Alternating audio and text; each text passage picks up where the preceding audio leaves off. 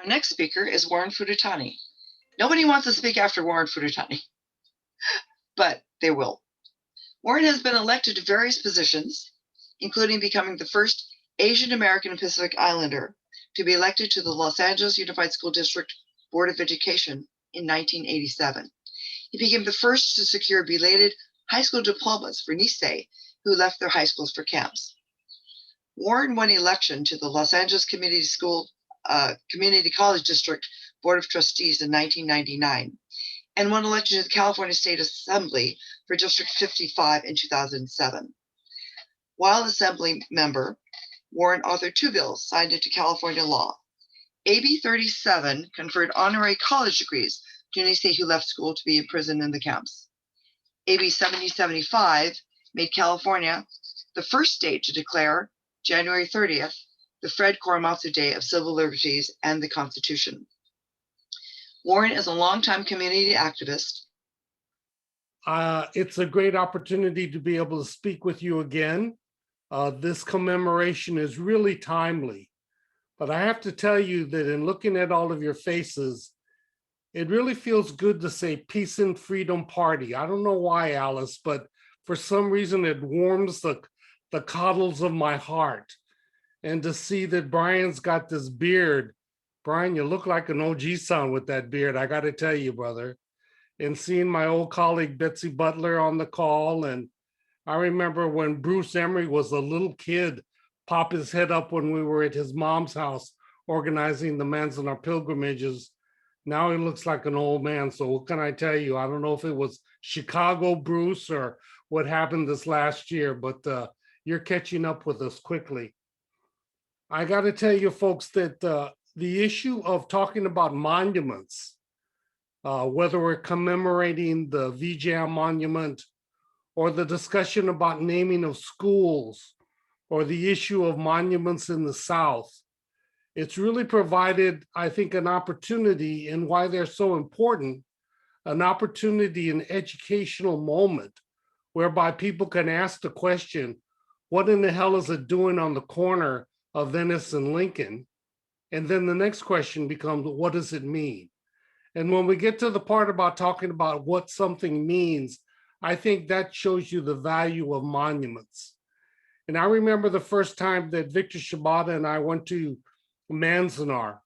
We were young activists trying to figure out where we could march to. The farm workers had marched to Sacramento to talk about the plight of the agricultural workers in the Central Valley. The peace marches that we had against the war in every city and town, it seemed, in the country by that time. The Poor People's March had connected to the campaigns going on in Washington, and they had the Poor People's March.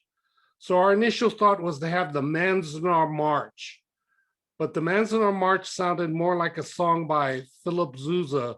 So we said, it can't be the Manzanar March.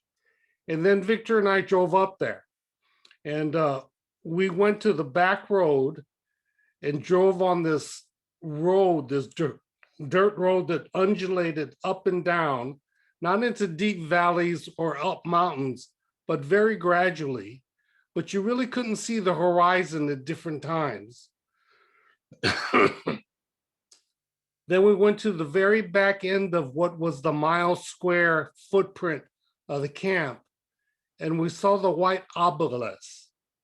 I mean, you have to imagine it was framed by the Sierra Nevada mountains and Mount Whitney in the background, so it was quite majestic and very obvious that it didn't fit into the basic landscape because of its geometric shape. But that has turned out to be the place that people have used as the iconic symbol for not only the pilgrimage, but also for the monument that was placed at the corner of Venice and Lincoln Boulevards by VJAMM. And I think it's interesting that in terms of these monuments and discussions, whether a school should be named after a certain person, or we should take the names off, or whatever the arguments and debate and dialogue might be, we have to realize that these teaching moments are so critical to make sure that people don't forget. And let me take a whole different angle on all this anti-Asian hate. I mean, it's terrible. It's ridiculous. But let me tell you that we put a plaque at Manzanar. It's a bronze plaque. And you had like 92 words that you could put on it. So we did this plaque. And one of the things I'm most proud of is in the plaque we did in 1972, it says concentration camp. It doesn't just use relocation camp or internment camps. It called it for what it was. It was a concentration camp.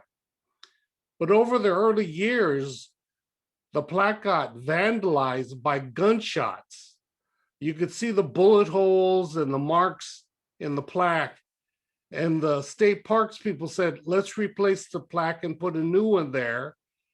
And the committee argued that let's not, because those bullet holes were a really important reminder, a reminder that the attitudes that prevailed back during World War II had not dissipated or disappeared.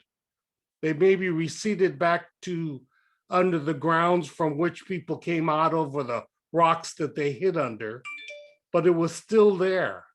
So that's why I have this different take on this anti-Asian hate. Terrible, tragic, but should not be a surprise to anybody. It should not be a surprise to anybody. It was like, for me, almost a welcoming, because when you have this kind of situation where it's so obvious, whether it's the Black Lives Movement and the killing of the individual in Minnesota, and then the recent killing earlier in the week. I mean, these are the things that keep happening that are important because it reminds us. And this anti-Asian hate for a lot in the Asian Pacific Islander American community, it's been a good jolt to be reminded that, hey, you're not a model minority. You're not a forever foreigner. And one thing that I want to make sure is loud and clear in our community is people got to make sure we don't become the victims. You know, woe is me, this is happening to me. We're victims, we're victims.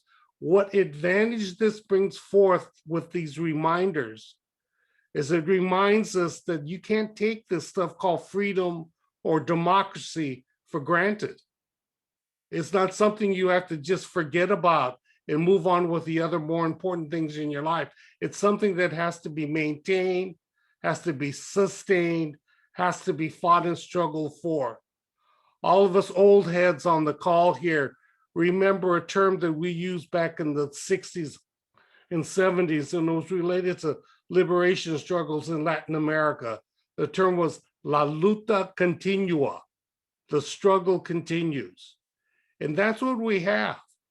We have an opportunity not only to stand up against hate, not only to fight back if need be. And I've told people that, look, at if you find yourself in an untenable situation as an Asian, and people are looking at you as like you're some foreigner and you don't belong here, show them that you can speak English and tell them to go fuck themselves. I mean, this is what we got to do. People come up to me and tell me, you speak English so good. And I tell them, I speak English well, asshole. So what point I'm making is that relative to this situation, it provides an opportunity, not an opportunity for hope.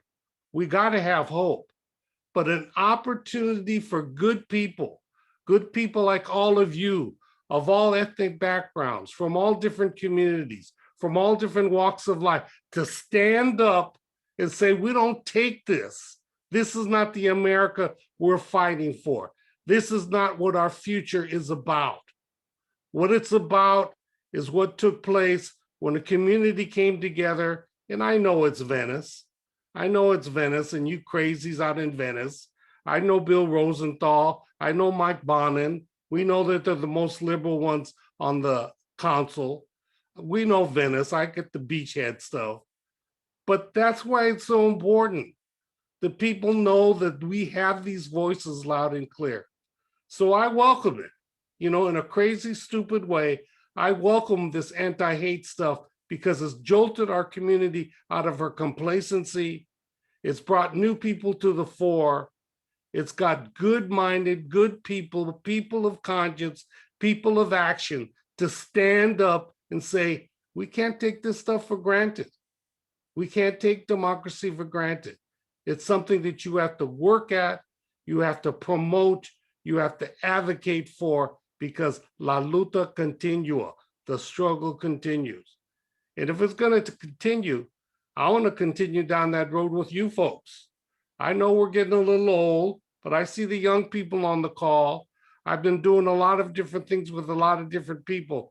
And I find it really, really a sign of, is what Ted said, great hope. All these people coming out of the woodwork. Now, I'm not talking about the haters.